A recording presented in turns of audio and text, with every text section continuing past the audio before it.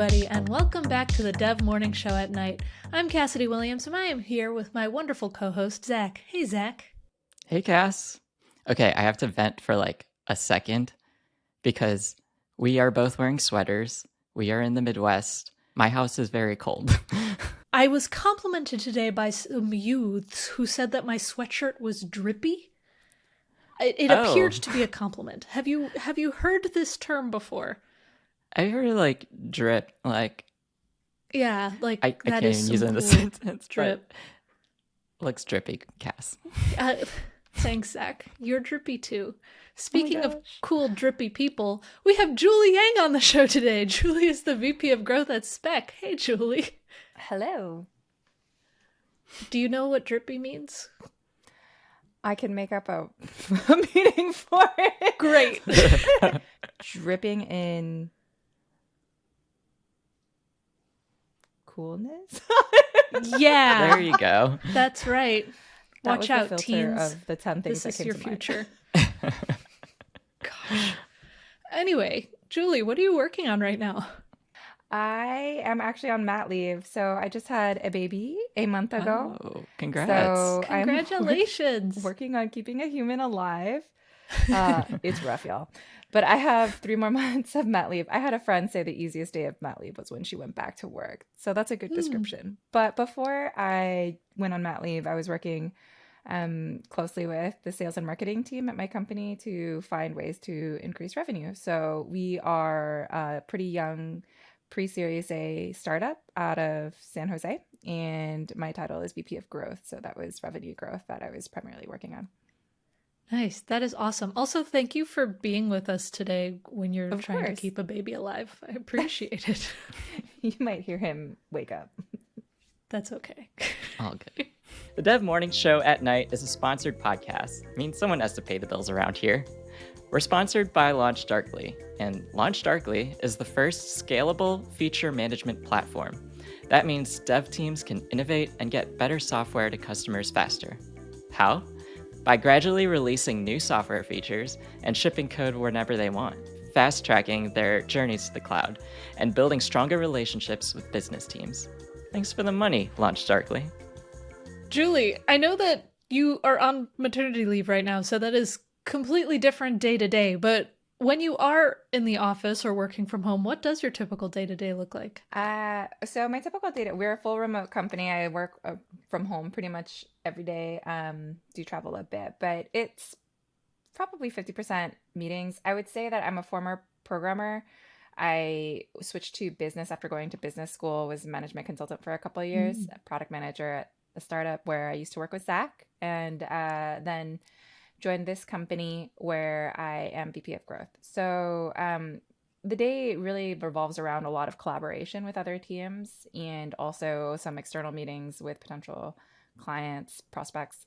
So we have about my schedule is about 50% meetings, and I would say as an ambivert, somebody who's highly extroverted, but then there's like a limit of how much I can handle. After 3 hours of meetings, I basically feel like I'm drunk and I can't process anything and I can't think straight. So I try to squeeze all of those meetings back to back in the afternoon and really have some focus time in the morning. But a lot of it is just in the morning trying to set my day straight. So it's pretty important to me to have productivity maximized output, especially as we take on more and more responsibility and like there's just too much to do. So every day I use this tool called Sensama, and it helps me track what meetings I have, what free time I have, and then I can chunk together all the focus time in the morning and really get out what I need to get out and make sure that I'm meeting my deliverables. So planning every day, it's almost meditative. And thinking about where I spend my time and chunking that out through the day. And literally it integrates into tools like Jira and Gmail and Google Calendar. So I can pretty much see minute by minute how I'm tracking against longer term deliverables. So that's pretty much it at a pretty high level. Is this like a website that you just kind of keep open, or like a desktop app? So it can be both. Sensama is like a productivity tool. It's almost like competitors, you could say, would be Trello or Motion for me, I really like it. I believe that they've basically created a UX flow that helps you plan your day by day and incorporates a lot of the research that I've read about maximizing productivity. So, light plug for Sunsama. It's basically you start your day with literally every task that you have, every meeting, and then you line out your day. And then at the end of the day, you also track your how well you stuck to your schedule. So then you can actually push off week by week or month by month and start becoming better. Doing deep work is ultimately the goal, to be able to focus and do deep, meaningful work where today's world, which is filled with Slack, texts, messages, emails, and trying to prove that you're a good worker, it just drives people to become more responsive minute by minute. And that's actually the opposite of meaningful value work. So it's trying to help you create those chunks of time. So that's why I really like it. So light plug for Sunsama, light plug for the book Deep Work. I really believe in it. And I believe in ignoring people in order to get your work done.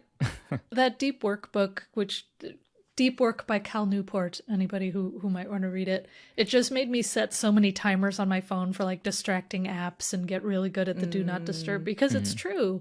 So many tools and things today are designed to get your attention in some way and keep your attention as much as possible. And you kind of have to set those boundaries everywhere. Otherwise, you'll be sucked in. Yeah. And like he mentioned, there's a difference between the knowledge worker and the exec. And I think it was Jack Dorsey, was it, that he said famously stood at a table where anybody could come to him with a decision he needed to make. And so Cal Newport was like, so if you're that kind of person, this isn't for you. But most of us are not the CEO of two companies. Yeah.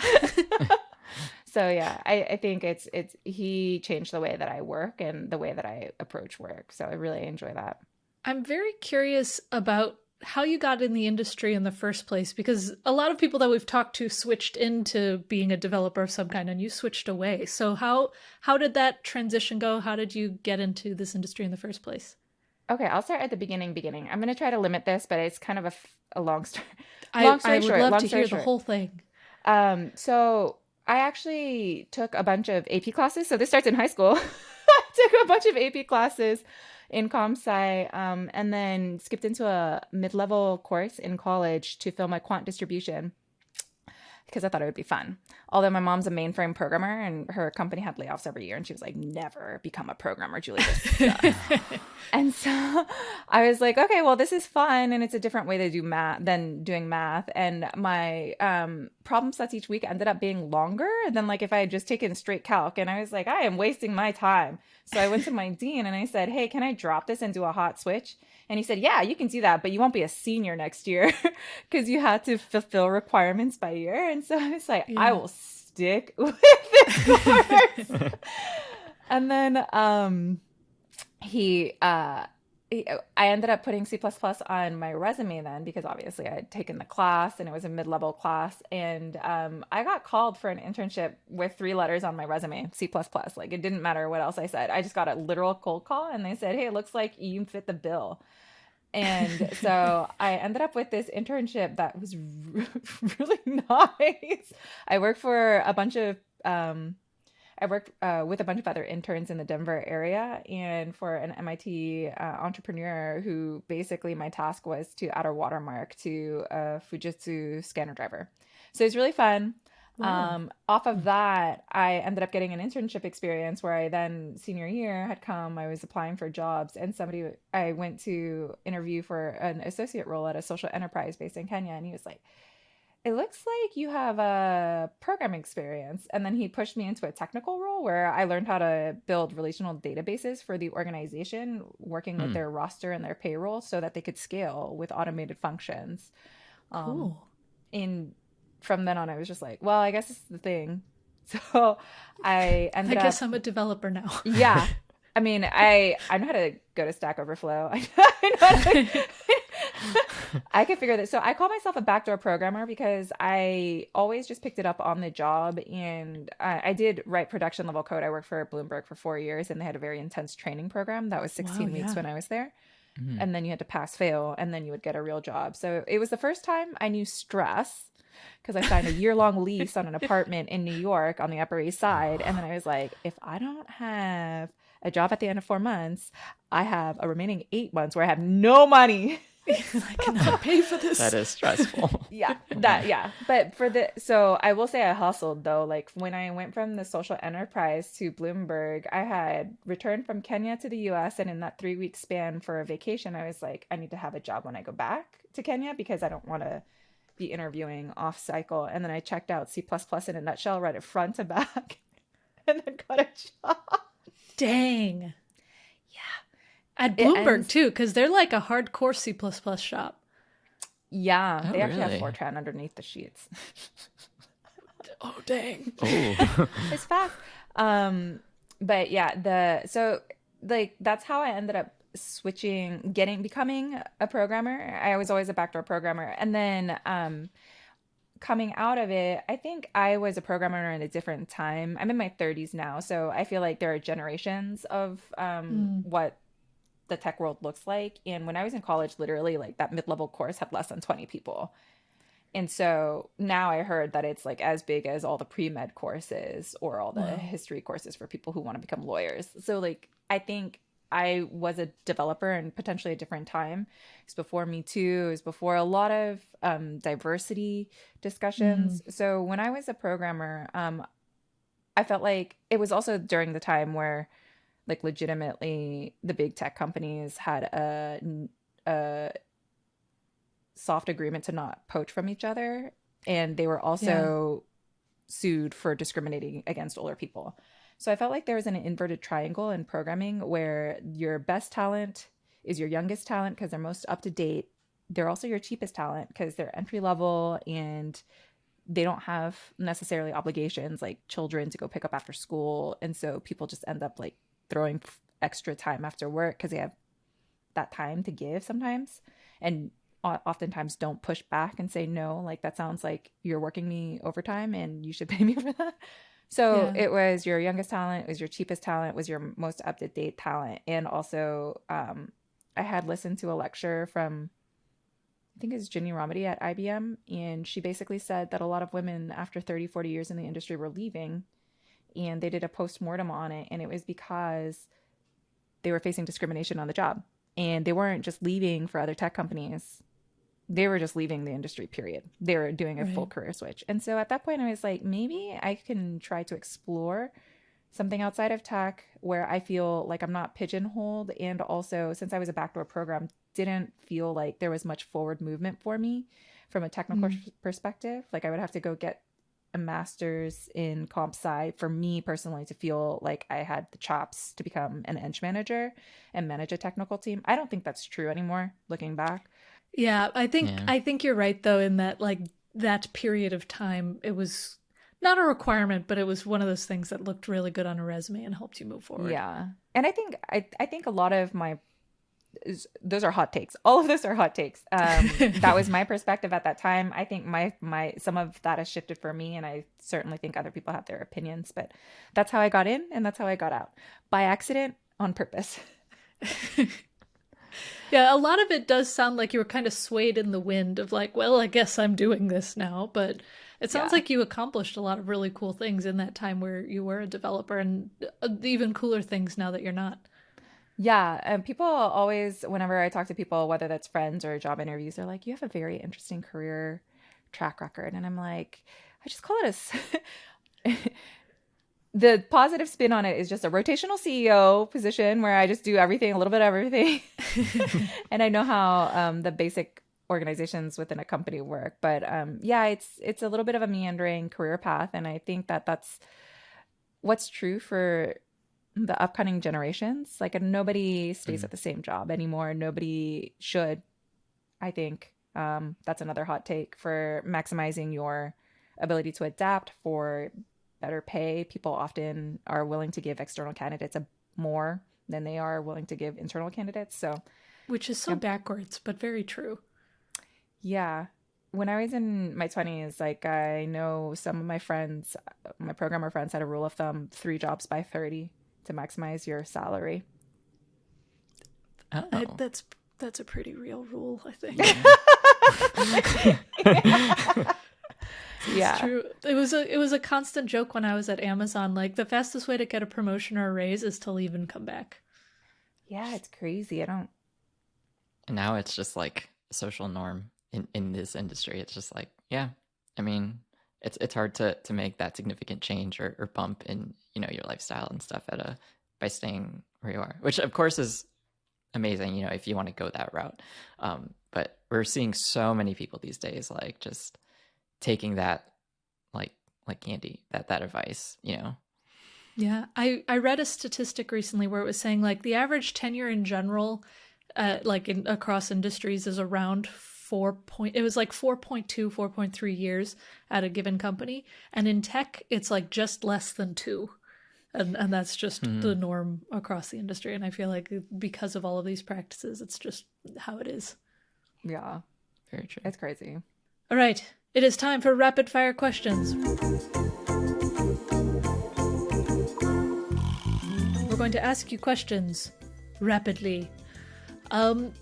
We have domain names and project ideas and things that we're squatting on. What are some of yours? Oh, I feel like I'm a bad tech person. I am not squatting on anything, though my husband and I did talk about squatting on some for our son, our newborn. Yeah, Oh. that's a thing. But then I was also like, is the internet where people are going to go in the future? Like, I know people are going to TikTok to do searches instead of Google. And like with COVID, people actually ended up, like, businesses went to the individual and did individual shopping, and social media has really changed a lot of patterns. So I don't know. Yeah. But I do know that the last 2 companies I've worked at, whoever was squatting wanted 6 figures for the domain name, and I really wish. Gosh. I've seen some parents squat on email addresses for their kids, which is interesting to see. Because Yeah. I feel like email has changed over the past however many years, so many times. I'll be curious to see if that pays off. Yeah. I know when I first signed on AOL, my email was Jules Decal, and I certainly was not thinking about like high value. No, don't ask me. But AOL, those were the days. They were. My mom thought I had a sickness because I was on AIM all the time.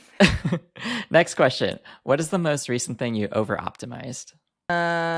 So whenever there's the opportunity to use coding on my job, sometimes I will, whether that's Excel or whether that's Python. But because I don't do it that frequently, it just takes super long and it gets the job done at the end of the day. But like it's definitely an over optimization for something I could have brute forced with just That's built always in. so fun though, because you're just like, aha, I made my life easier if I ever have to do this specific task again. Yeah. I'm like, I'm so tech right now. I should have that as like my desktop background. I'm so tech right now. I'm so tech right now. What is your golden rule for coding and working in general? I mentioned a little bit about this before, but my golden rule is really that focus time where it's just being able to hammer out real chunks of meaningful value work. So no Slack, no emails, no messages, hours at a time. Just shut that down. I would say that I've been accused of being transactional before, where like literally I used to love my old working relationship with a boss where I would literally go in and have a bullet point of like, I need this from you. Can you answer this? And what is this? And then I would walk out the door. And Gets the I job only done. realized I was so transactional once when somebody was like, hi, Julie, how is your day? My day is good. And I was like, oh, okay. So sometimes there's something to be said about meetings just for the sake of building relationships. But for me, I actually like try to cancel all meetings that are not productive in an effort to maximize productivity. What is your favorite it depends question? This one gets existential. This one gets real juicy. So, Ooh. like it depends is like what is the meaning of life for you? For me, it's I feel like there's so much that you can get out of life, and what you want out of it is very much it depends. So like to make it relevant to this podcast, as a programmer, you are graduating from college probably, or maybe a boot camp, and you're landing this role that's really high paying. People are really delaying life decisions these days. Like the average age of getting married is in your late 20s, if not in your 30s for men in certain cities. People aren't able to buy houses in most metro areas in this market. There's a lot of disposable income floating around, and there's not a lot of obligations. And then you come across this existential crisis that I also went through when I was in my 20s of what is the point? Like, the point was to get into a good college, to get a good education, and then I got this job. And now I just have a ton of money, and what am I doing with it? Just make money to spend. And it feels kind of empty because at that point I was working for a private company, which I don't know if people know this, but Bloomberg is literally one of the richest men in the world. So my everyday job was to make a rich man richer. And I was solidly middle class every day. But like for some people, that's perfectly fine. That's it. That's the life. Make money, spend money. Let's go to the bar. Have a good time. Let's do it. Yeah. I think I literally had to learn how to have fun in that way. I grew up in a pretty frugal household, single mom. So for me, that just wasn't the reality, like where I could just throw money at the wind. And so it really was jarring for me at the first when I started my professional life. So my favorite "it depends" question, I guess, could be, so, what is the meaning of life? Why do you do what you do? And I actually ask my husband this all the time, like, why do you do this? Why do you do that? And I think everybody has their own answer. Humanity is so different. Everyone's so different, and it depends. Like, is this worth it? It depends. I love the human side of things. And those are also the significantly harder questions to answer because it is so different as people figure out like the balance of being content while also still striving for things, and the balance of like being happy with where you are or figuring out, should I be? Am I too comfortable? And that's hard question to answer. And then if you're like, but I'm capable of doing more, but I also like watching TV. There's just so many K-dramas to catch up on. That is the right answer. There's a new Netflix show. We'll talk after. I want to know. Which one is it? Okay, on the complete opposite side of the meaningful spectrum, what's the oldest piece of tech you still own?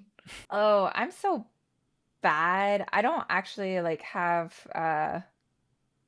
software tech that I personally wrote to my own GitHub for, but That is I fine. I do have a MacBook.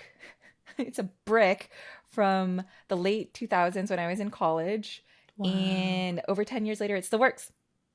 Because Oh, I switched out my hard drive died when I was writing my senior paper. That was the worst. I rewrote it in like 2 days. Oh gosh. Sorry for cursing so much. I just pumped that out. That was back in the day. So like I switched out my own battery, RAM, hard drive. Just keep on trucking. They make them different these days. I sound old. That it is so different these days because back then you could kind of Lego brick it into a hodgepodge machine, but it worked and got the job done. And now it's basically, it doesn't work anymore. Oh no, you have to trade it in for a brand new model and planned big deprecation and all that. And then pay a bunch of money. Yeah. all right. Have you written a piece of cringy code? I don't know what your definition of cringy is, but this is like one of my worst professional experiences ever. Where Bloomberg, when I was at Bloomberg, I was in charge of revamping a bunch of old functions. And so using new technologies, reskinning it on the front end, maybe writing some new back end. Anyway, I then sat over a bunch of legacy functions, one of which had to get updated. And what I didn't know was that there was an arbitrary limit on the number of variables that could be used in this function. And so I ran out of memory. And it came out as a compiler warning in the dev environment that I honestly just ignored. Because you know that you're like watching a link libraries and like, what are you going to do? Read like every single line? No, you just go to the bathroom or something. Anyway, the dev environment, for whatever reason, well, this is common. The dev environment did not match the beta environment. And so what ended up happening was it got approved by a senior programmer on my team. And it rolled out to the rest of the company of 7,000 developers, and it broke our beta environment. So, and this was like, my program was linked into what they called bigs. And so it was all these functions that were dependent on every single one working. And so I basically created a seg fault by overrunning memory Oh and brought down the no. beta environment for literally everybody. And then I got a ticket about it, and I didn't understand the enormity of the situation yet because it's an arbitrary limit in the code. There was no documentation anywhere. Oh gosh. And when I tested it in the dev environment, it obviously worked. It was just a compiler warning. And so I got a ticket to fix it, and I was like, okay, I'll do it after I finish this other work. And I only realized the enormity of the situation when literally like the most important engineers in the company waited, and they were like, fix it now. They were Oh literally like no. watching my minute by minute update of being like, oh, okay. She's like, oh, this is a big deal.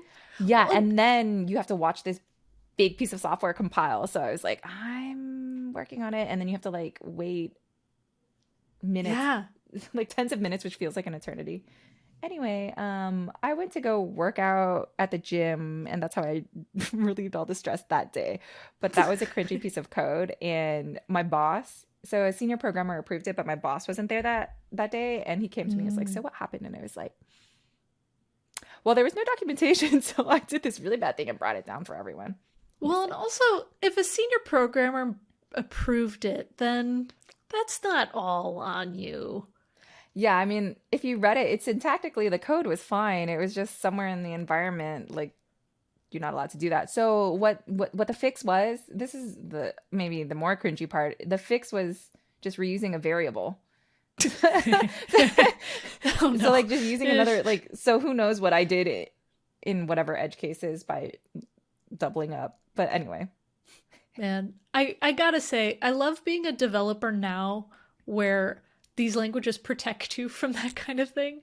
And I mean, you can create some very unholy code with something like JavaScript or Python where they're just like, you can do whatever you want, but you can also do whatever you want. But they'll save you. There's a lot harder lessons when you're doing like Fortran, C++ machine code. Yeah. But I actually had a coworker who would not white space consistently for the life of me. And so when I got into Python, I was like, this would fix him. At last. Literally, like, I'm not even kidding. His own code on his own editor, he would have like the same block with different, like, I don't know. It killed me. Oh, man. We are blessed to be coding in this day and age. Um, do you have a favorite programming pun? I don't. I feel bad. I feel Don't bad. don't I feel love bad. stand-up comedy and I don't have any. The first thing that came to mind was bite me, but I was like, that's not a pun. That's just... And then I was like, I got nothing. That's good. I'll count it. It's good enough. All right. What is your most used emoji? There's a designer that I used to work with, and he made a custom emoji. This is not my most used one, but this is my favorite one by far. Where he smashed together the crying emoji and the party emoji so that you can have a sob party. It's so relevant. Like, I was telling somebody the other day, like, I just had a baby, and so a lot of people are dropping off food, and also a lot of people are dropping off treats, like congrats, like a cake, a bunch of cookies, like a bunch of treats. Yay. Yeah. And so my cousin gave me a bunch of baby gear. And then she's a professional baker, gave me like banana bread, bagels, a dozen cookies of one flavor, a dozen cookies of another flavor. And I went home to my husband and I was like, I got good news and I got bad news. It's the same thing. Solid party. we got treats. We got to eat them. It's a sob party. Yeah, we're going to be fat. We are fat. I do love those emojis that convey like the happy sad, like that new emoji where it's like the teardrop but it's still smiling. Oh, yeah. Perfect. Yeah. Use Yeah. that religiously. It's the small things. Like that's actually what made me love Slack too, is the custom Giphies. Yeah. Giphies. However you pronounce it. It is time for the random segment generator.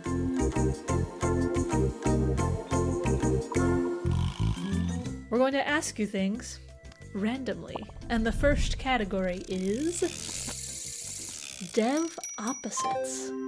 So, outside of your day job and when you're not on maternity leave, what do you do? Well, going back to the whole mat leave thing, aside from trying to keep the human alive, which is wrecking every sort of plan that I have, I do love reading. I was told once that when I say that, I sound really square. So then I told them I just like to read smut then. So that's different. I also I love knitting. I love picking up like small creative things. Like I've done some creative writing, but honestly, a lot of things have fallen by the wayside. And like my baby's crying right now, and I could hear him. It really is just like chaos and trying to feed, sleep, wash all the bottles. That's really been a full-time job. So if you weren't in the industry, what would you be doing? This is not helpful, but I'll probably be trying to break into it, like you were saying, because tech is so pervasive and it's so there's nothing that it doesn't touch in it. I feel like as somebody who is non-technical, I would be just salivating to like try to be in the cool kid crowd. What did you say earlier? Drippy? I'd try to be drippy. Word. Drippy with the tech. Drippy with the tech kids. Oh, heck yeah. I'm almost certain that's not the way that you're supposed to use it. It's fine. It's fine. There's going to be so many Gen Z kids writing in saying Cassidy totally used that word right. She is drippy. So Julie. Like, let me put on my glasses. I think that would be what I would be doing. Otherwise, it's totally analog. If I had the guts to, I would probably try to be a writer. I mean, I really do love reading, and I think I would love writing too. But it's rough out there for writers. It's very rough if you want to be a writer, unfortunately. Yeah, I like something called stability. So, Yeah. Fair. developer. All right. Our next segment that we're going to move on to is talking ship. So let's spill some tea. It's funny because Julie and I were just talking about how I had taught her that word when we worked together. She was like, "What does that mean?" Anyway, so what is something that is underrated or overrated in the dev community? Ooh, we talked about this a little. I think something that's overrated in the dev community. There's a couple things here. One is like responsiveness. I don't think it's people try, especially in a hybrid or full remote work position, people try to demonstrate that they're on the job or that they're working. And so the most visible way to do this day to day ends up being responsiveness. And so people are like always breaking their focus time to respond to work, chat, email, whatever. Or some people just like helping other people and interacting when they're at home with their coworkers through these chat programs. Anyway, I think it turns out to be like a fire drill kind of way of working. The other thing that I was going to say was career switches. And so I think a lot of devs, I think a lot of people, not just devs, in our day and age risk becoming obsolete, whether that's staying at the same company, whether that's working with the same technologies and not learning how to be adaptable, especially when there's not just industry interruptions, there's also economic interruptions, there's global movements of jobs, nearshoring, offshoring, whatever. And so I think the ability to land a new job, to interview, to land a new job, learn new skills on the job or in prep for a new job, I think that's totally underrated. A lot of people are like, I got the job at the company, I'm staying. And sometimes companies abuse this. They're like, well, we're a really good brand name, so we're going to give you equity and you don't need cash salary. Or they also say like, you could go somewhere else and don't give the salary. So I think it's really underrated to switch jobs, although I feel like a lot of people are increasingly becoming comfortable with that. So those are the two things that I think are underrated in the dev community. And finally, our last segment is what you're proud of. What's something that you shipped or created that you are proud of? Okay. Besides your child. That one I feel more like I'm failing every day when I'm like, why are you crying?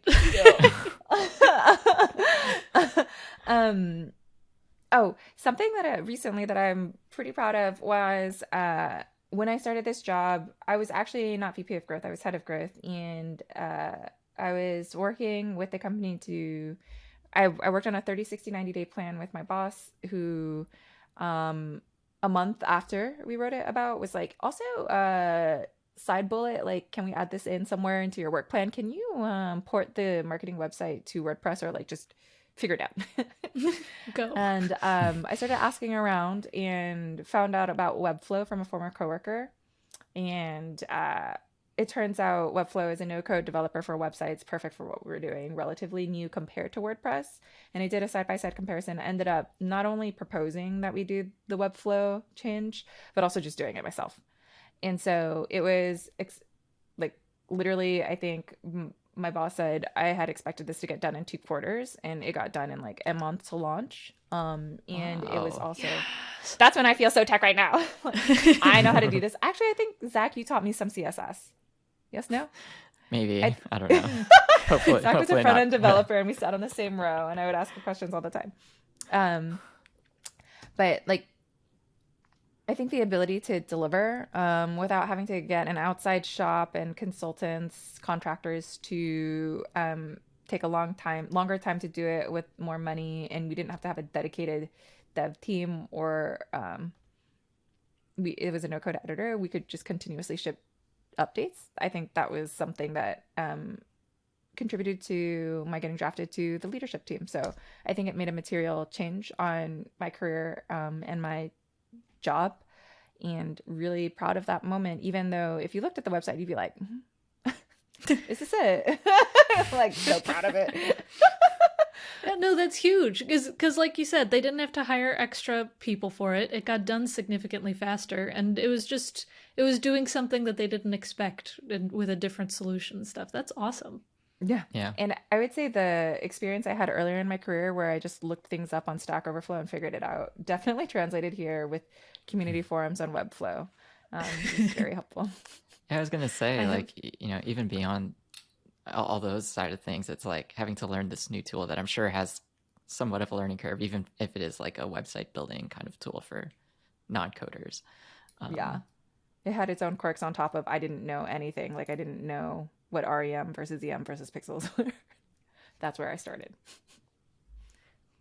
I still don't fully understand all the differences between EM and VW and VH. There's so many now. Speaking of Stack Overflow, I have a keyboard that's designed just to copy and paste from Stack Overflow. It is the coolest thing. It's very relevant to the job. Okay, well, that being said, we are out of time. I will give you some sage advice first before you go.